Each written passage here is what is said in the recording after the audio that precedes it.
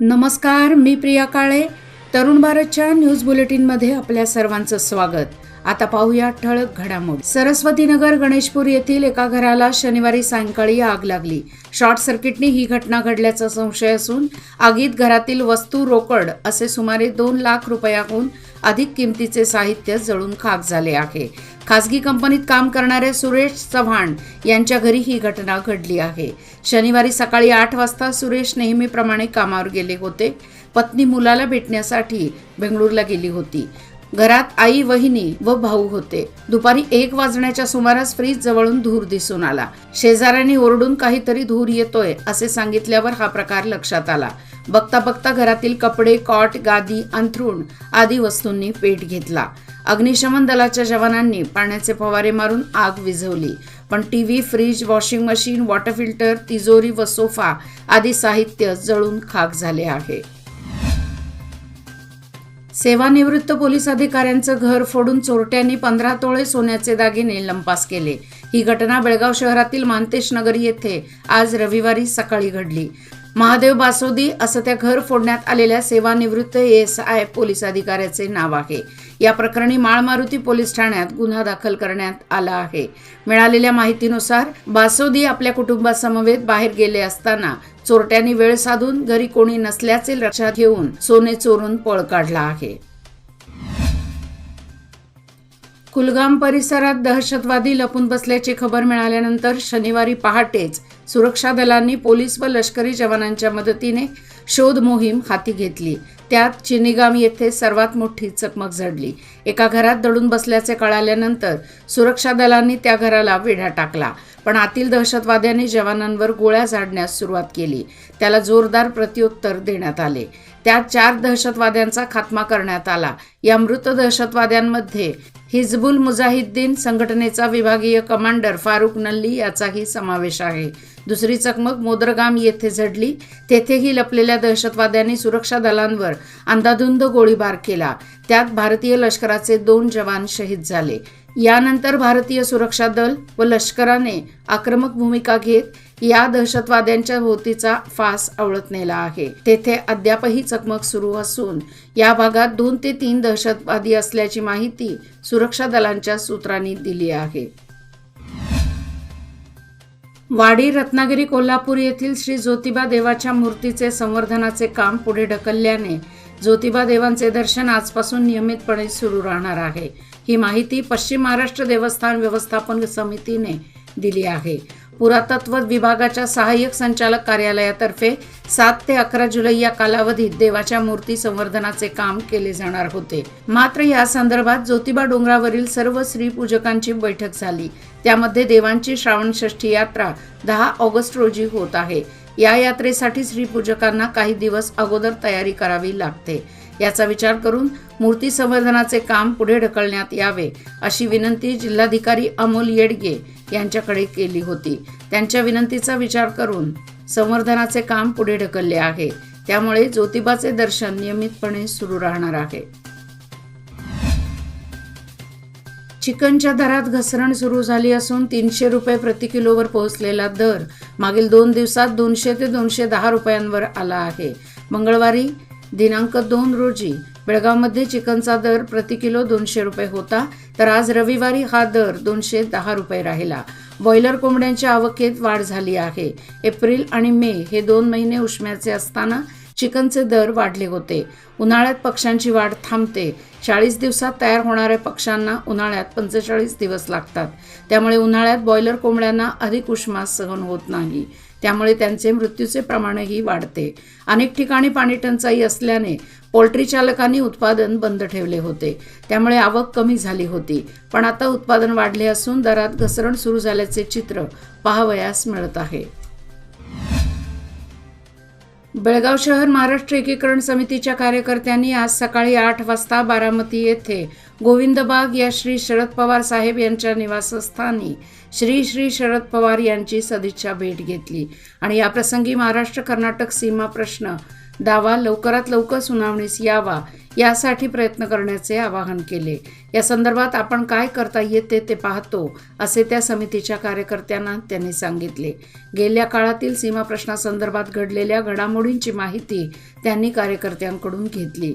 यावेळी प्रकाश मरगाळे, सुनील आनंदाचे, विनोद आंबेवाडीकर, मारुती मरगानाचे उपस्थित होते. बेळगावचे सुप्रसिद्ध सामाजिक सहकार महर्षी कैलासवासी अर्जुनराव घोरपडे यांच्या जन्मशताब्दी निमित्त होणाऱ्या कार्यक्रमाला 2 सप्टेंबर रोजी श्री शरद पवार साहेब बेळगावला येणार आहेत. याबाबतही यांच्याशी चर्चा केली. रात्री 11 नंतर घराबाहेर विनाकारण फिरणाऱ्यांवर पोलिसांकडून कर्नाटक पोलीस ॲक्ट अंतर्गत गुन्हे नोंद केले जात आहेत. रात्री गस्तीवरील पोलिसांना रोज 20 गुन्हे दाखल करण्याचे टार्गेट दिले असून बाहेर फिरताना दिसेल त्याला पोलीस उचलू लागले आहेत.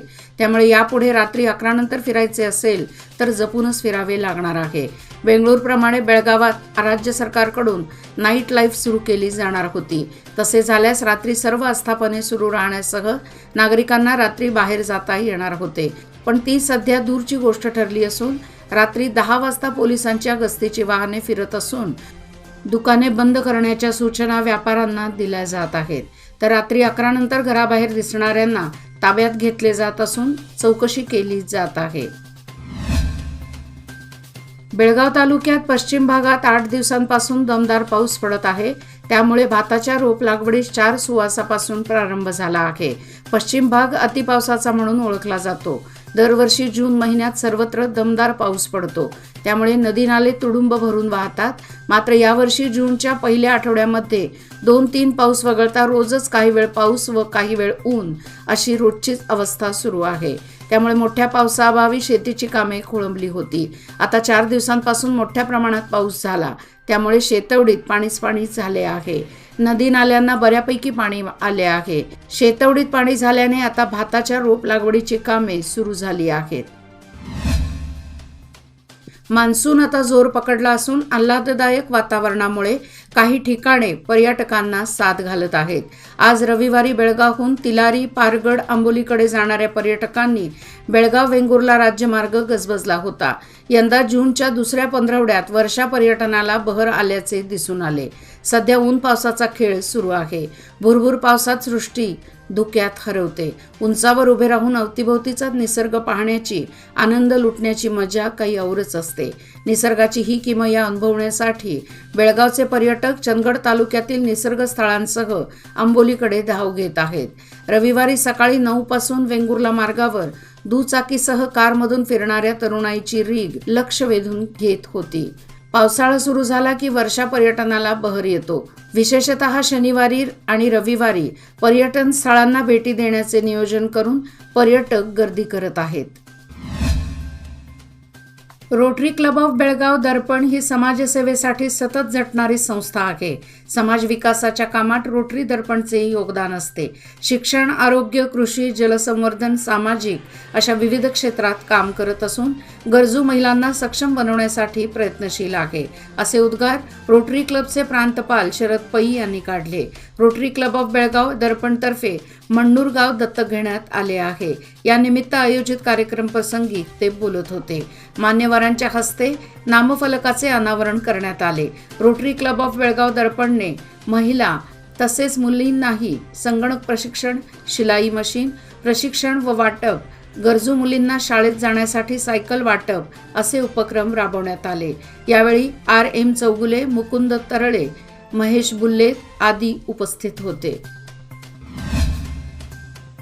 महिला व मुलींनी कुठल्याही प्रकारचा अन्याय सहन करून घेऊ नये. कोणावरही अन्याय होत असल्यास पोलीस प्रशासनाची मदत घेऊन आरोपींना कठोर शिक्षा देण्यासाठी प्रयत्न करायला हवे. महिलांनी घर सांभाळत समाज व राष्ट्राची जबाबदारी घेतली पाहिजे. यासाठी आमच्याकडून आपल्याला सर्व सहकार्य मिळेल, अशी ग्वाही निप्पाणी शहर पोलीस ठाण्याच्या उपनिरीक्षिका उमादेवी यांनी दिली. KHPT स्फूर्ती प्रोजेक्टतर्फे महिला व मुलींच्यासाठी पोलीस स्टेशन आणि अग्निशमन दलाच्या कामाविषयी माहिती देतेवेळी त्या बोलत होत्या. या प्रसंगी स्फूर्ती प्रोजेक्टचे प्रमुख विनायक चौगुले, हवालदार केंपण्णावर, श्री शैल होसमनी, अग्निशामक दलाचे उदय पट्टण, रवी हेगडे आदी उपस्थित होते. वैष्णव सदन आश्रम येळ्ळूर धामणे ते श्री क्षेत्र पंढरपूर पायी दिंडी मार्गस्थ, हरिभक्तांची मांदियाळी, पाऊले चालती पंढरीची वाट, हाती भव्य पताका, टाळ मृदुंगाचा गजर, डोक्यावर तुळशी वृंदावन घेतलेल्या महिला, मुखी विठ्ठलाचे नामस्मरण आणि मध्यभागी माऊलींची पालखी अशा मंगलमय वातावरणात श्री क्षेत्र पंढरपूर पायी दिंडीचे येळ्ळूर येथून प्रस्थान झाले. ग्रामदेवता श्री चांगळेश्वरी देवी मंदिरात पालखी पूजन करून त्यानंतर विणेकरी, टाळकरी, मानाचा अश्व, मानदंड धरणारे मानकरी आणि विठ्ठल नामाचा गजर करणारे वारकरी अशी पायी दिंडी सुरू झाली.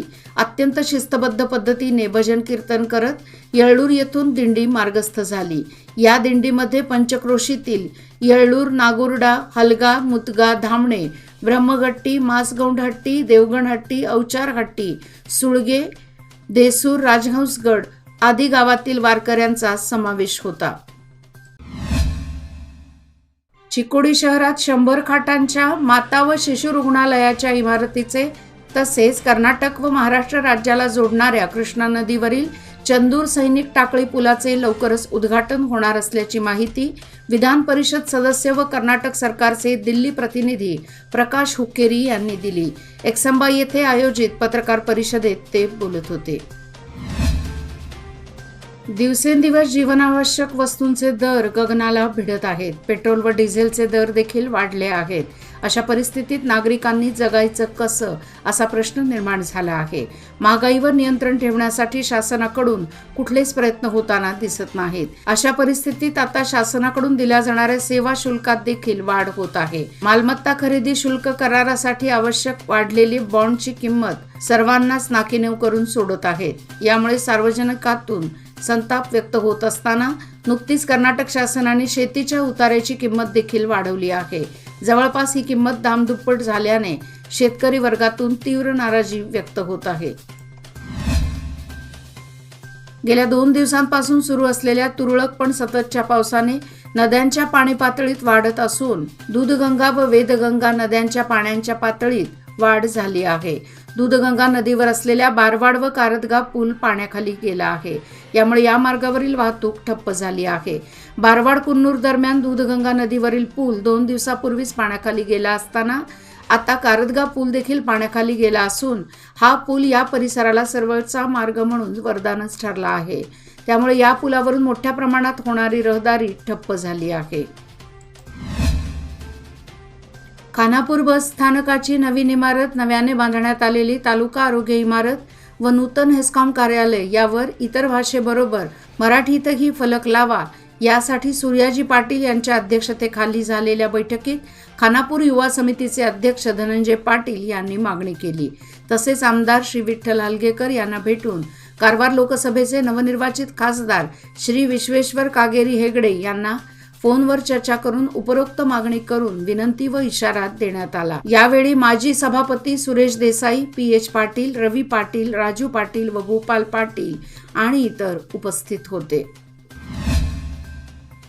हिंडलगा मध्यवर्ती कारागृहातील कैद्यांसाठी वैज्ञानिक पद्धतीने दुग्ध व्यवसाय या विषयावर प्रशिक्षण कार्यक्रम आयोजित करण्यात आला होता. या कार्यक्रमात पशुसंगोपन खात्याच्या वतीने कैद्यांना मार्गदर्शन करण्यात आले. कारागृहाचे अधीक्षक B.M. कोटरेश व पशुसंगोपन खात्याचे उपसंचालक डॉक्टर शशीधर नाडगौडा, वैद्यकीय अधिकारी डॉक्टर महादेव तेली आदींच्या उपस्थितीत व जेलर F.T. दंडैनावर यांच्या अध्यक्षतेखाली हा प्रशिक्षण कार्यक्रम झाला. या प्रशिक्षण कार्यक्रमात 50 कैद्यांनी भाग घेतला होता. त्यांना प्रमाणपत्र वितरित करण्यात आले. हुतात्मा चौक येथे इमारतीच्या बांधकामावेळी हेस्कॉमच्या फीडर पिलर बॉक्सला धक्का लागल्याने तो कोसळला. 11 kV क्षमतेचा विद्युत पुरवठा या वाहिन्यांमधून होत असल्याने थोडक्यात अनर्थ टळला. त्यामुळे बांधकाम करताना विद्युत वाहिन्यांची काळजी घेणे गरजेचे आहे. हुतात्मा चौक, मारुती चौक कॉर्नरवर एखाद्या अपार्टमेंटचे काम सुरू आहे. अपार्टमेंटच्या समोरून 11 kV भूमिगत विद्युत वाहिन्या घालण्यात आल्या आहेत. या विद्युत वाहिन्यांना सपोर्ट देण्यासाठी ठिकठिकाणी फीडर पिलर बॉक्स उभारण्यात आले आहेत. बांधकामाच्या वेळी धक्का लागणारे फीडर पिलर बॉक्स कोसळला. याचबरोबर आजचे बातमीपत्र इथेच संपले. अधिक माहिती आणि ताज्या घडामोडी करता पाहत रहा तरुण भारत न्यूज चॅनल.